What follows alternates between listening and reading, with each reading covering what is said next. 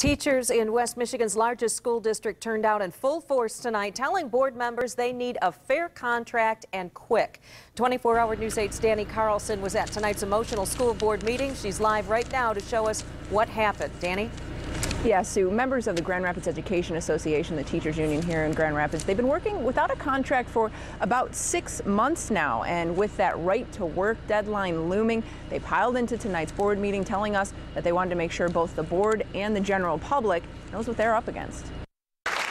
Dozens of GRPS teachers piled into the board meeting tonight, some sharing tearful testimonies. Literally, my take-home pay doesn't take me home anymore.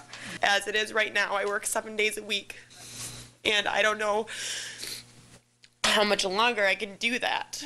They asked me a question I hated to answer, and it was, you seem so passionate, you seem to love your job, why do you want to leave?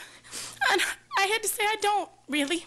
Upset, they say, at increased health care fees and their pay, some even showing the board members their bridge card applications. I would like to continue to teach these students, but I don't know how I financially can afford to.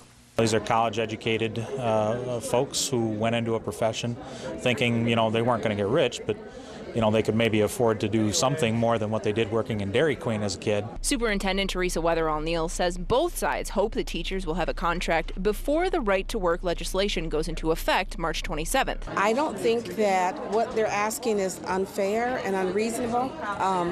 People love their jobs here, and so I get that. I understand that.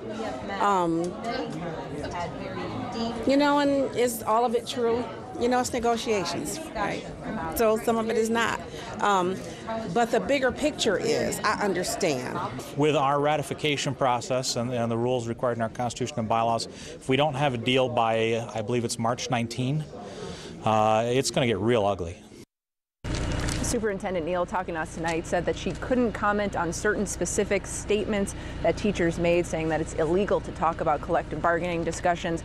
Now, I did get a chance to ask President Paul Helder, the president of the teachers union, if there would be any more shows of solidarity before that March deadline. He told us tonight he would be shocked if there weren't. Live in Grand Rapids, Danny Carlson, 24-hour News 8. Danny, thank you. Also tonight, the district unveiled new boundaries for each Grand Rapids school. We've got those maps uploaded right now at woodtv.com. And we also got our first peek at some proposed uniforms for Grand Rapids students. Starting this fall, elementary through 8th grade students will be required to wear uniforms. Older students will follow over the next 3 years.